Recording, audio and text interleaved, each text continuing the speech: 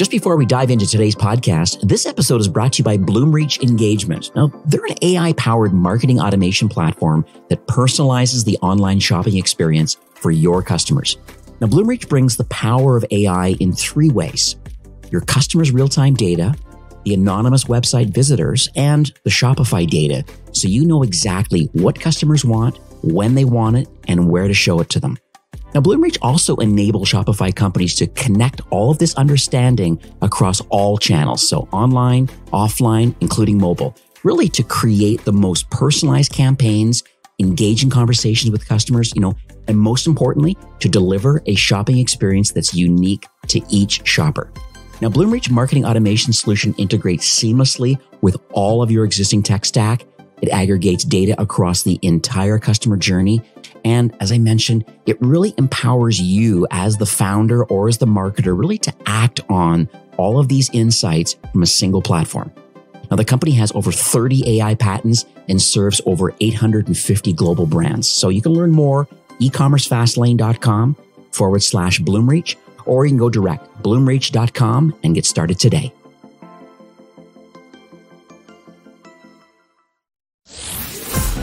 You're listening to eCommerce Fastlane, the podcast show to help you build, manage, grow, and scale a successful and thriving company. Powered by Shopify. Listen to real conversations with partners and subject matter experts as they share proven practical strategies, platforms, and the best Shopify apps to help you accelerate your business. The time is now for you to improve efficiencies, grow revenue, profit, and lifetime customer loyalty. Please welcome your host, startup founder, and strategic advisor, Steve Hutt.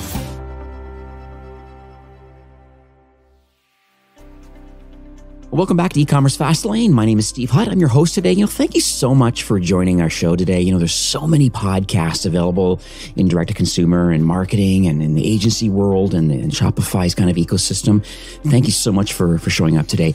We have an incredible guest today. Actually, his name is Ben Zettler. He owns a company called Zettler Digital. I just looked a moment ago. He was on the show, believe it or not. Now, Ben's going to laugh about this because I just had a second child actually, but he was on the show over 3 years ago, and we joked kind of in the back room there, just kind of chatting about it. So yeah, I think it was about a year or two ago I was on your show, and I was like, no, it was actually almost 3 years ago. I know things have changed for this partner. He's done incredible work. Some of the brands that he's now been working with, and when I take a look at his website today, and I can see a lot of things are doing really, really well. Performance marketing, they do a lot of retention, a lot of website optimization. They're an elite Klaviyo partner. Very hard to be an elite member of the Klaviyo world. So it's going to be really exciting to talk about what they're doing to help Shopify brands to grow and scale from not just the development side, but all the way through the life cycle. So, hi Ben, welcome again to eCommerce Fastlane. Thank you. I really appreciate it. It's a pleasure to be back. You've built up something really special here, and just honored that you would have me again. Oh, no, my pleasure. There's some incredible partners in the ecosystem, and I always tell people, saying every year we have to just kind of book every year at the same time because there's so much to talk about and things are rapidly changing. You obviously have significantly doubled down on the Shopify ecosystem, and I'm watching all these clients, these trusted clients rolling by on your website. I'm like, wow, things have been really happening both for me, but they've really been happening for you, and I just think this is incredible. Well, let's talk a little about what does it mean to be a Plus certified agency partner? Just quickly so people understand what that is, because it doesn't mean that you have to be a Plus powered brand on Shopify. I'm sure there's lots of core brands that are using you, but what does it mean to you to actually get to that level, and what was that process? That was something that was actually really important for us. For a long time, the Shopify Plus Partner Program was specifically reserved for two types of partners, either app developers or what I would call large-scale agencies, a little bit different than ours. So folks that have 50 or 75, 100-person teams are generally doing, let's say, web builds that are $250,000 and up, very intensive on systems integrations. And what that kind of created was this gap, I'd say, where there was a lot of great service providers, not just us. We like to think that we're good, but there's a lot of really great Right. folks that are out there. Yeah. Created this gap where we didn't have that stamp of approval from Shopify, yet we're working with businesses of all sizes. folks that are either solo operators or, in our case, core smaller teams. And I kind of pushed for it. Some other folks in my world a few years ago pushed for it. And we were brought on as an initial group of what they had called, and they don't emphasize the name as much now, but Shopify Plus consulting partners. So sort of a specific designation within the partner program, just as folks that, hey, here's our stamp of approval from Shopify Plus. And what's really great is, because you kind of alluded to it, there's all different types of businesses that we work with. Just because we're Shopify Plus partners does not mean that someone needs to be on Shopify Plus in order to work with us. Right. But it emphasizes that, hey, if we're working with, let's say, for example, a mom and pop gardening equipment shop in Montana, which we do, or some fairly notable logos, we'll say, that folks could see on our website, that we're equipped to work with all of those types of merchants. And so, for us, the Shopify partnership in general over the last 10 years for us actually has been fantastic. It's changed my business, changed my career, frankly.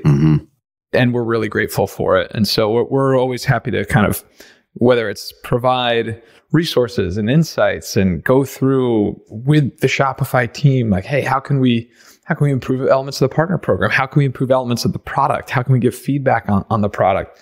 That's always something that we're happy to participate in. Yeah, that's lovely. I know with the recent kind of Shopify editions that came out for winter and all these new updates and things like that, they always do little shout outs, little call outs of these agency partners that are leveraging and helping and implementing a lot of the tools that Shopify has been released out into the wild. So it's pretty cool. Pretty cool that you're 10 years in. And I know Harley's made these comments years and years ago saying that, one of the major reasons why Shopify is successful is because their partner program is completely different than any other kind of e-commerce platform partner program. When you look at the Magento world, kind of post Adobe, really everybody was fighting each other, and there was just no semblance of order. Even in the WooCommerce world, same kind of challenge again, where it's different with Unite having these annual or semi-annual conferences. People are getting together, openly sharing and stuff like that. And I think that's the reasons why I decided to double down kind of in the partner ecosystem, agency and app partner right from the beginning. Even though I was a Shopify employee, fair enough,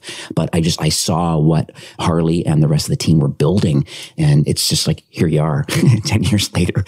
It's funny. I wish I had the foresight, but for me, I tell this story a lot. I probably even told it the last time I was on, that I kind of fell into Shopify. And I say that because I started a business myself on the platform a year prior to starting out what was kind of a consulting thing on the side, and then became this agency.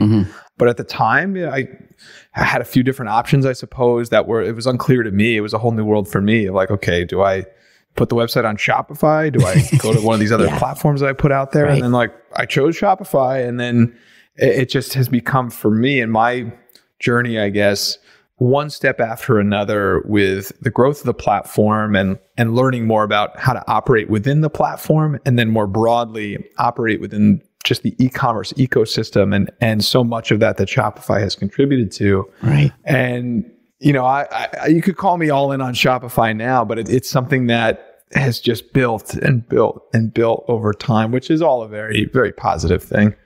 So let's talk a bit about some of the, it's not a pitch fest today, but you clearly are doing a lot of great work for a lot of great brands, and people are listening today and saying, hey, maybe that's one piece of my marketing tech or my marketing that I'm not doing well enough. And what can I learn in today's episode? But let's talk about some of the services that you offer that you feel that you've really doubled down on and are really excelling in. So I'll kind of open the mic back to you about what sort of advertising or retention marketing. I see you do a lot of things, but I bet you do quite a few of them really well. And so I want to kind of give that opportunity to kind of share with our audience today. Yeah, absolutely. I appreciate it. It's funny because I see a lot of posts, like everybody in the agency world talking on LinkedIn about, if you're an agency of many things, you're an agency of nothing. Or if you're not an expert in one area, then, what is it that you're really doing? Who's your audience? Yeah. Right. I go against the grain on that because, for me, in my own personal experience, outside of just this agency, when when I was starting that business on Shopify, that was store number 41,000 or so on the platform. Not the earliest of adopters, right, but yeah. when you consider now that there's millions of merchants on the platform, there's a lot of learnings that went into that, and understanding Shopify and how Shopify works, and just the mechanics of the platform that translate that to today allows us to work with merchants that are, maybe they don't have the largest of budgets. Maybe they're not the biggest of businesses, but they need somebody to help either guide them or do some implementation work on the platform itself, how to set up their website, how to format things. Right. But then at the same time, so before I took my agency full time, I worked for a company called Steiner Sports for a long time, for about 5.5 years. Okay. And Steiner was the largest autographed sports memorabilia company of its kind in the world. And one of the unique things about that company is that you had a lot of freedom to operate independently and to make certain things happen. It was a very intense place to work, but at the same time, I was the company's first full-time hire dedicated to social and digital marketing, running Facebook and Twitter and Instagram, which had just come into existence, and, building content and growing the following and doing all the things that ultimately, led to site traffic, led to new email subscriptions, led to a whole lot of things, is something that I was right in the middle of for 5 years. Mm-hmm. So my role there went from overseeing not just social and growing what ultimately became a 7-figure following cumulatively across all channels, but then overseeing email marketing and overseeing advertising, and eventually leading a replatforming to Shopify. And so there was all these different pieces of that business, again, because we had so much sort of freedom to operate and just, make things happen. Results were what mattered there. Mm-hmm. That gave me a ton of experience across all these areas. Yeah. And so what we do now, just to go back to what your original question was, this is sort of my long-winded answer to it. There are 3 core areas of service that we concentrate on typically with the clients that we work with. That covers, for lack of a better metaphor, a tripod, we can call it, but a site optimization and work that we're doing inside of Shopify. So whether that be, for we'll call it smaller merchant in terms of overall revenue, for just working within the confines of a theme to build a new website or optimize a landing page, or, plug in a couple of key meta fields here or there. Or if we're doing more intensive UX work, custom development, custom app implementation, or anything else that, are some of the things that are some of the reasons why we're ultimately Shopify Plus partners. That's all one bucket. Bucket number 2, and not in any particular order, is own marketing. I'll get back to a little bit more detail around that in a little bit. And I think we're going to expand on that a little more today, but own marketing, email, SMS, we're kind of in the same way that we're very much all in on Shopify. We've been all in on Klaviyo for a number of years now. I've worked on the platform for 7-8 years. We've been partners, I think, for 5-6 years, something like that. And we've been elite partners now for, I think, 2 or 3 years. I'm losing track of time because we got the thing that I thought we talked about, maybe it was a year ago. I was like, no, it's 3 years. So that's another piece. And then the third being advertising management. We're Meta Business Preferred Partners. We're Google partners. Facebook and Instagram ads and Google ads are very much a part of what we do on the day-to-day. And all these 3 areas ultimately all play off each other. It's very much yin and yang, right? For every business. Obviously, there's different elements that come into play too. And there's things that we don't do. Like, I get questions all the time, like, hey, we need new content created for our TikTok page. Can you help us with that? It's like, well, no, that's not really something that we do, but we can connect you with a good partner. We can recommend some services that can help you do that. So yeah, there's sort of a fairly clean line of things we will do, things we won't. But again, to go back to what I said at the beginning, I really feel strongly that, and it's obvious at this point because everybody kind of talks about it, but you have to have your website buttoned up in order to have success in e-commerce. You have to have your own marketing strategy buttoned up in order to have success in e-commerce. You have to be fueling both of those things with users that are coming to you with intent to purchase, and that very often stems from advertising. So that's ultimately why we choose to cover those services. This is really cool. Some of the topics that I see, I get DM'd a lot in social, and, there's the whole kind of cookie apocalypse that's kind of happening. I mean, it started like way back with Apple with their 14.5 update to their OS. And then, when I was at Shopify, one of the conversations with a lot of the brands was this unfortunate blended ROAS problem, because they weren't able to really attribute all of the success of their paid media just because of, the non-tracking abilities from Apple. And now I think the next month or two, well, certainly in 2024, at some point, Chrome is going to completely block cookies and stuff there too. And then I think that opens up a whole opportunity of other tracking and identity resolution type tools and things that are out there. So how are you planning on managing the fact that at some point cookies are going to be blocked in Chrome? And then, so how is this first party data? The zero party would be, I think, what we talked about before, where, certainly before recording today, about maybe quizzes and kind of like enriching the customer data with some, with zero party data, which is things you've asked questions to enrich that customer record. But the first party data, these are all being blocked at some point completely. Are there tools in its place now that brands can implement, that we're not using kind of Google's pixel tracking things? That's another third party pixel that's firing, that you get to still own the data for, and then can leverage that from an advertising or a retention perspective. I just want to get your mindset around that, because I think data is on a lot of people's minds. Yeah, it's really interesting how rapidly that's changed over the last few years. iOS 14.5, which even now years later, everybody's still talking about, because it was such an inflection point for brands and for marketers, and really initiating a shift to putting emphasis back on, I've used the term already, own marketing. Right. It's not like email had gone anywhere over the last 20 years, but all of a sudden, email's the new advertising. It's like, no, it's not. It's just people are thinking about it in a more of a strategic way now, which is ultimately really a good thing. But that was, just to talk about that for a second, like that was a really important key moment in all of this, because it forced marketers, again, brand side, agency side, to think about what they're doing, how they're promoting their business, and how they can get to users with intent most directly. And the answer in most cases, at least at the very beginning, was like, oh man, what are we doing with our Klaviyo account now? And, right around that same time when the whole MailChimp and Shopify little breakup thing happened, and then, Klaviyo gets that influx of users. Now everybody's using Klaviyo. Now every app within the ecosystem, they're building a Klaviyo integration first. And it's just kind of this snowball effect. Right.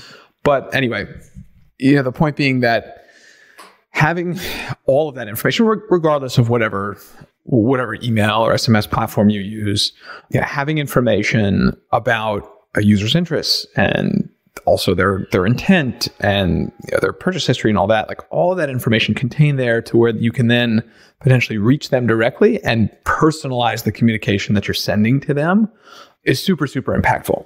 Now, in the time since iOS 14.5, which for anybody listening that doesn't know what we're talking about, I'll put it in as sort of high-level, non-technical terms as possible. Okay. Where Facebook and Pinterest and any other app that's out there that has a pixel, or the ability to track the actions that you're taking on a website after you're clicking through on an ad or a post, was limited by Apple's update at the time from being able to track those actions, where it went from users having to opt out of that tracking to users having to opt in to that tracking.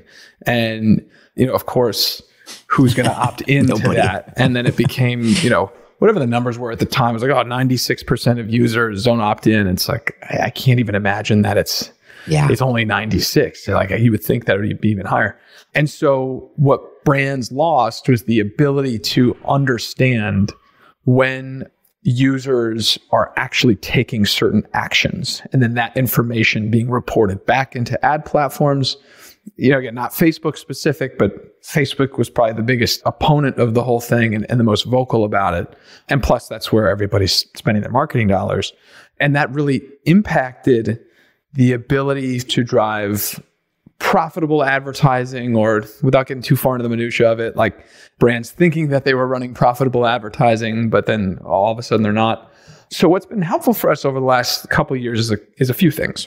One is and this is not a commercial for them, but I have been a huge fan of Elevar in the last few years, specifically because of what that app, that tool does for the enhancement of conversion related data. I see. I don't want to get too far into the weeds there and do their team a disservice by not hitting on some of the technicalities of it, because that's not really my sort of area of expertise. But what Elevar does do is, a couple of years ago, helped to bridge that gap between, the data loss from iOS 14.5 of, where you could or could no longer track the actions that users were taking on site. So essentially backfilling that information that you otherwise lost from the default tracking. Right.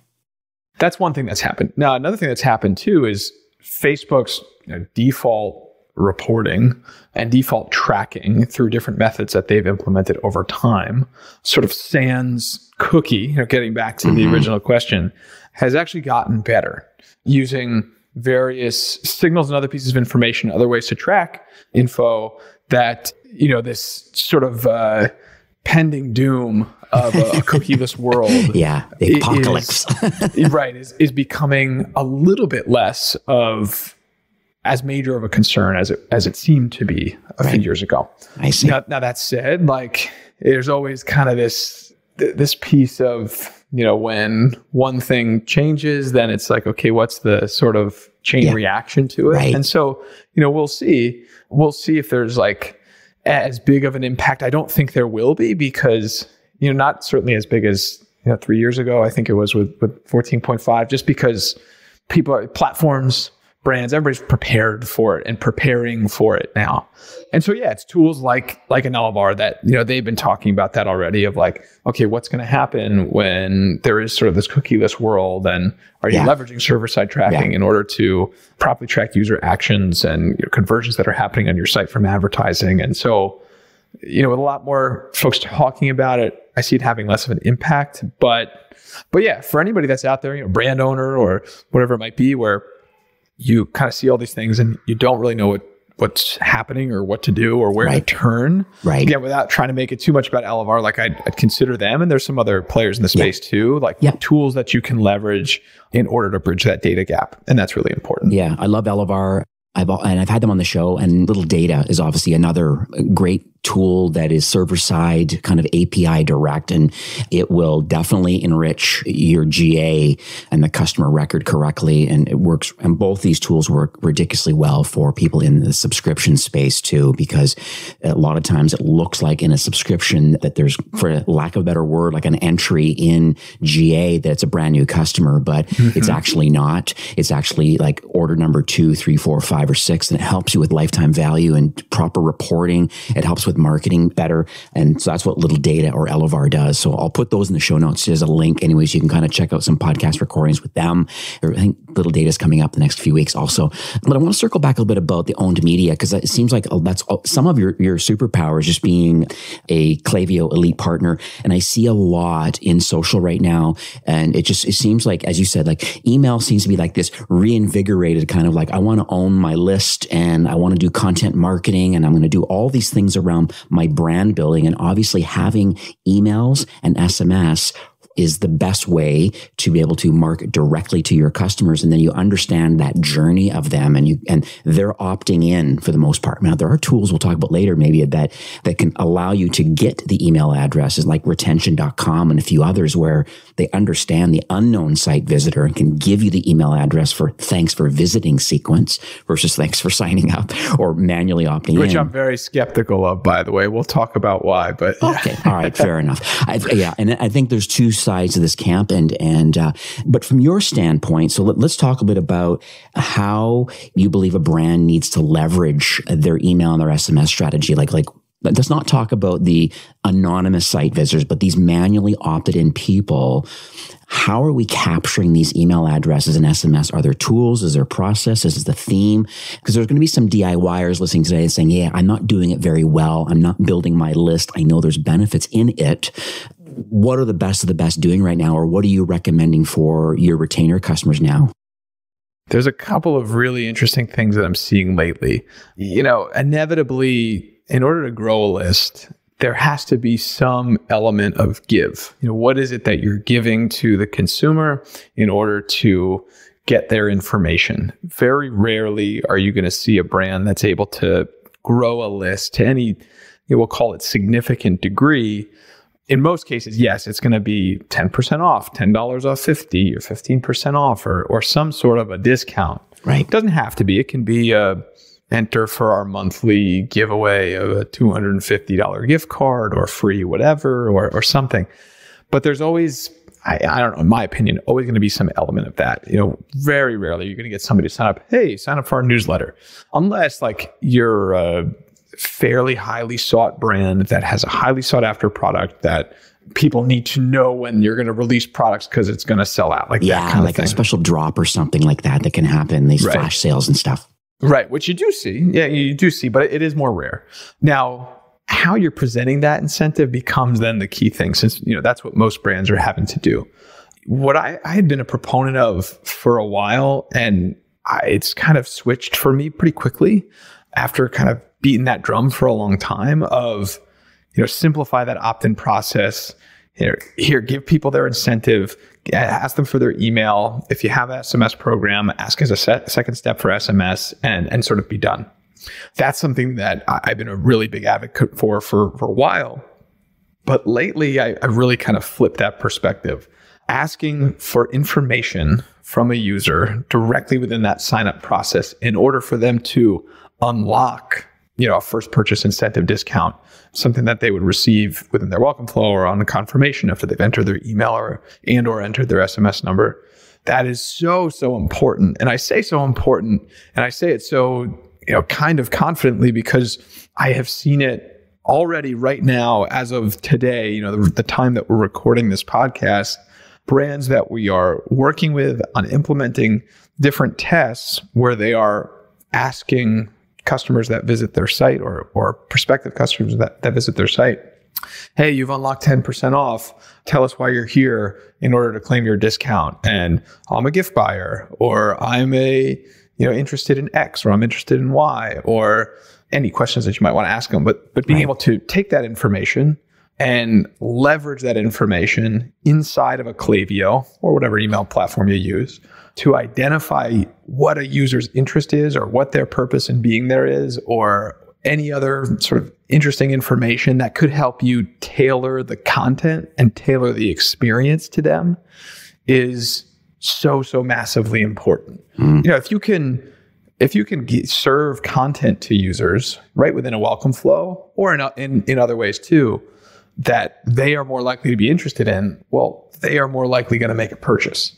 And obviously that's really important. So, we're seeing it already by leveraging things that we're just doing inside of, let's say, Klaviyo pop-up forms for some brands where, we're asking for a prompt and then a response is being tied to a Klaviyo profile property that can then be used to either segment to certain audiences or add a conditional split within the body of a flow, or even serve dynamic content inside of a message.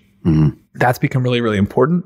And then we're also been experimenting with a bunch of different tools that are out there that allow for a little bit more flexibility with the formatting of these pop-ups and sign-up forms. Amped is one that's been gaining in popularity and gaining some steam over the course of the last couple of months. And we have a few clients that are testing that we're seeing very encouraging results, frankly. And yeah, there's just different things that are out there that will allow you to collect some information. Use that information is then the important piece. Like, okay, you could collect it. If you don't use it, then why are you collecting it? But then using that information to tailor the experience for users is, from what we've seen, really, really impactful. Yeah, because I've seen it before where some brands, aren't asking all the follow-up questions, or they're not thinking about how can I enrich this customer record? If they've made their first purchase or not, what can we do to enrich that for marketing perspectives? We get down the retention kind of rabbit hole too of like, well, I made my first purchase. How do I figure out what the second one is? What's the RFM model, the recency frequency kind of monetization strategy around the second and third sale, which is where the profitability lies by customer. And so, but obviously having that data available and being able to execute on it, I mean, I had one brand I managed before in the pet area, and they didn't enrich their data. And I kept telling them, I said, listen, you got to stop sending dog emails out to cat owners. Because it's a great example. I know, it happens a lot. How do you educate brands around that? And then what are you doing to help enrich that so that it can be more personalized one-on-one if it's email or SMS? Yeah, it's a conversation that I've been trying to have with folks for a long time, even though my perspective on the pop-up thing has kind of switched more fairly recently. Even so, for the last few years, I'd say it's really been about kind of coaching in or training in brands to this idea that, hey, the more information that you have, the more tailored and targeted you can make certain pieces of messaging that's going to certain groups of users, you're going to see some impact. And that's from a just performance perspective, revenue that you're going to see, higher rates of purchase for when users ultimately are served that content, as well as actual performance of email content itself, and thinking about things for the sake of deliverability and not reaching users that aren't engaged or that haven't purchased or that haven't provided certain information. It's all super important. And I think part of what has brands kind of understanding the process is a couple things. One is, as we've kind of gone through some of our tests of, getting higher rates of opt-in in cases where we were actually asking for more information at the point of opt-in, that's been one. Once you see the numbers, it kind of becomes a little bit clearer. And then also, all the different changes that have happened around email marketing over the last few years as well. So we talked about iOS 14.5, but I don't think enough gets talked about iOS 15 and what that did specifically for the tracking of open rates when you're sending your email marketing, where I have had so many conversations where folks are saying, oh, well, we have a 50% open rate or 60% open rate. I don't understand why people aren't clicking on our messages, or they're not buying from our emails. And the first thing I'll say to them is, well, 50% of people are not actually opening that message. Yeah.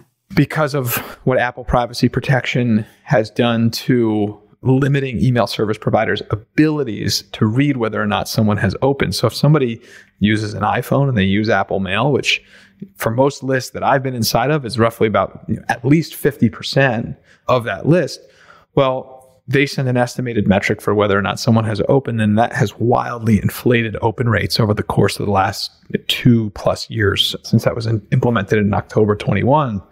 And that's really, really important, because so often I see brands that are also, let's say I'll put aside the bucket of brands that, they have 100,000 or 500,000 folks in their list, and they send their email content to everybody. We'll put that aside.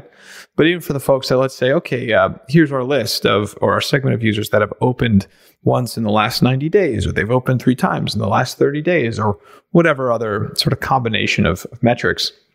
They may think that they are segmenting down to a certain group of users without thinking that, wait, these users aren't actually opening the messaging. And that becomes something super, super important to pay attention to. And I think with, what happened fairly recently with the Google and Yahoo sender requirements that have come into play, and all the sort of technical things that every brand needs to be thinking about, not just thinking about doing, but doing inside of an account to make sure that they remain compliant. A big component of that is maintaining good sending practices.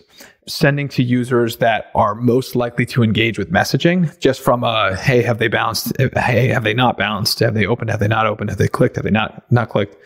But then also the thing that helps to aid that is, well, are these people even interested? Or what content should they see? The more content that they see frequently that is something that they are interested in, it just creates this, I've used the term already, but snowball effect in a very sort of positive direction. Yeah, and that's really good information, because it made me think a lot about an automated tool for Instagram and tracking management is through, I think, Brett Bernstein over at Gatsby, at Gatsby.ai. Really neat tool. He's been on the show multiple times and he's going down even a further journey of not just, as you probably are well aware, but not just an email potentially or an SMS. He does have a multi-stage kind of process, but he's really thinking about the Instagram side of things and that connection with Instagram and Klaviyo, and how you're able to get people to follow your brand. It's another part of the owned media opportunity that we kind of talked about. So do you have much experience with Gatsby and kind of what Brett's building? Very much so, actually. Love Brett. They have a great team. And what they've created over there is pretty exciting. We've worked with a number of our clients on the platform, and you can kind of leverage it in a few different ways.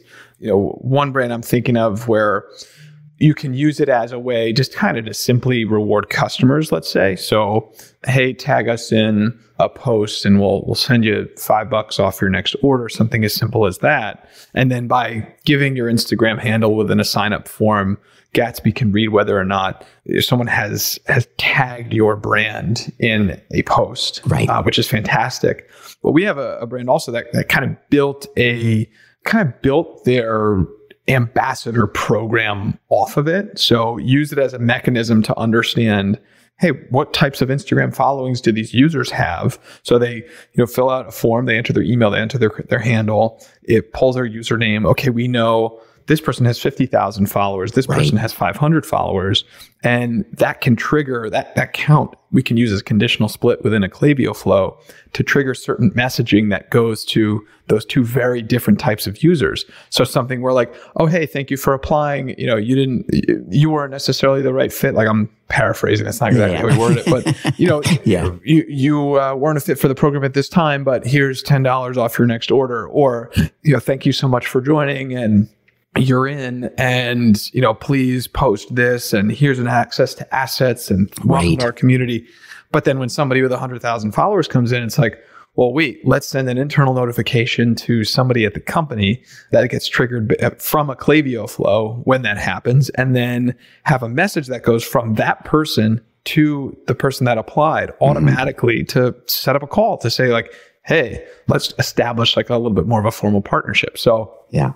Gatsby is a very cool tool that we're super excited about, and something that really does help to enhance what folks are doing inside of Klaviyo because of the information that ultimately you can pull. This is lovely. Once again, put that in the show notes again. And so we're getting kind of near the end of the show for today, but what sort of takeaways do you want to leave with people? Because it seems like, data is important to brands. We have to think about that. We didn't dabble too much about the AI opportunity that's happening out into the world right now. I know Shopify has released a lot of their own kind of internal tools to help brands. And there's still, back to the owned media thing again with AI is just content production, things like improving your images and your SEO. And there's a lot of things that are going on. Is there any kind of kind of final parting words, how you believe maybe data or the current state of kind of AI as it relates to commerce brands and kind of like where you believe things are headed and how people can DIY it themselves, or where you believe that your agency can offer some assistance? Well, there's a lot of different ways that AI and automation tools can make processes more efficient, both for brands, for agencies. One simple one, for example, like inside of Klaviyo, where you can leverage their AI segment builder now, where instead of doing the monotonous, clicking around for 5 minutes to get to the specific set of users that you're, trying to identify based on they've purchased X product over X time and they've satisfied other conditions from a survey that they've filled out or anything else, you can just type in a prompt inside of the platform and then it spits out that segment to you, and you can modify as needed without having to go through all those clicks. Like that's just one example, but where I see it having the most impact, for at least right now, until tools are refined a little bit further. I mean, you see different things that are out there on content creation and message and what that can do. What that can do on a little bit more of an automated basis. And maybe that stuff will really come. But for now, it's kind of just more efficiencies and from an operations perspective, like the impact that can have is sort of pretty immediate. Yeah, both for brands and for agencies. I think for brand operators that are out there, thing to keep in mind when it comes to your own marketing is that it's as easy as it might be to just say, all right, here's the thing we're going to send out this week and send it to the whole list and then see what happens. You can certainly do that. I mean, obviously in the position I'm in, I'm biased because, I think there's a lot more to certainly be done there, and having the right partner in place, whether that's an internal employee or an external agency, to really manage that process for you and understanding what impact differences in design and segmentation and cadence and automations and flows. And we didn't even get into like transactional messaging and things that I can sort of recommend there, and like the impact that can have if you're concentrating on that, again, whether it's in-house or agency or whatever it might be, it's just, there's so much impact that you can have there for your brand. And yeah, I mean, it to some degree, like away from the noise of like all the changes to algorithms for advertising and everything else that might be happening in the world. Granted, that doesn't mean you can necessarily stop advertising in order to funnel the right, traffic into your website and then therefore into your list to then keep the users in there fresh and getting, sort of new blood into that program. Right. But there is so much that you could have a real impact on. I think some more takeaways too is just going to your website. I think zettlerdigital.com. I subscribe to your blog. I think I even syndicate a lot of your content on eCommerce Fastlane because it really is impactful. You clearly are, focusing more in the owned media space. But I agree with you on your tripod, kind of an acronym about the site optimization side, the UX and the design, and that sort of kind of a theme side of the business. But the owned media, and then in relation to the advertising, the paid media side of it, owned media is so interesting to me, and I think that's kind of, it seems where you are really doubling down. I think that's great. I'll put links in the show notes to sign up for your newsletter, to go check out your blog. I think there's lots of great info there that'd be very, very helpful and impactful. And then is there any kind of parting words? Like, where do you want people to go next? If someone says, hey, I like what Ben's all about. I see the brands that he's dealt with. I see kind of where he's pushing forward. Where can people go next? And, are you just kind of an audit, a kind of a warm intro? Kind of, what do you want our next steps to be? Yeah, absolutely. I mean, if anybody wants to find me, I'm just at Ben Zettler on all major social platforms, super active on, I guess I have to say X. Yes. Not Twitter, but X and LinkedIn especially. Yeah. And then if anybody wants to check out our work, Zettler Digital, ZETTLER.com. That's where you can learn a little bit more about what we do and certainly reach out if anything might pique your interest and you might be interested in chatting with us about how we can support your business. We're always happy to get on like a free consult, free chat. Yeah. Kind of get an understanding of, what the ins and outs of your company are and your brand and where the pain points are and where we could potentially step in to support. And yeah, I hope to hear from folks. Yeah, I love that consultative kind of like business approach, because you really are, from what I can see, you truly are a business partner to a lot of brands where, you wear a lot of hats, you focus on a lot of key areas, but overall, if you're not the direct fit, from a custom developments and these sort of, kind of areas, but there's a lot of great partners that you just are tight with because it works well. If it's the Gatsby kind of example or Octane AI, if you want to, Ben and Matt are building a great product with their quizzes and enriching that zero-party data. There's lots of great tools and other partners that I know you're aligned with, obviously being with Klaviyo as being an elite partner. And so I think that's really cool that you're offering that service to people, like complimentary, to see, is it a good fit? What sort of challenges are you having today? And then knowing what that is as a quote unquote a business partner, potential business partner, you can say, well, yeah, we can help solve that like we have with this company, or not good fit for us, but here's someone I think that can help you. Warm intro. And I think offering that, I think, is just fabulous. Thank you so much for that. Yeah, absolutely. I think that's sort of key to getting an understanding of what brands need that are out there, and then certainly how we can help. So that's ultimately why we do that. But yeah, thank you. Yeah. Thank you for having me today. This has been great. Yeah. Any other follow-up questions that folks have, they can certainly reach out, but hopefully they found our discussion today helpful. Lovely. Well, I did. I got 2 pages of notes, so it makes it a good episode. The more pages I have, the better. Delightful learning. That's my mantra. So this is lovely. Thanks so much for recording 3 years later. But we got to make sure we do this an annual event, because obviously there's things happening in the marketing and development world. So yeah, I love it. You can push it to your calendar a year from today. All right, Ben, have a good one. Thank you. All right, take care. Well, that's it for today's episode. I'd like to thank you personally for being a loyal listener of eCommerce Fastlane. It's my hope that this podcast is offering you a ton of value through growth strategies, tactics, and exclusive insider tips on the best Shopify apps and marketing platforms, all with my personal goal to help you build, manage, grow, and scale a successful and thriving company powered by Shopify. Thanks for investing some time today and listening to the show. I'm so proud and excited that you have a growth mindset and are a constant learner. I truly appreciate you and your entrepreneurial journey. Enjoy the rest of the week and keep thriving with Shopify.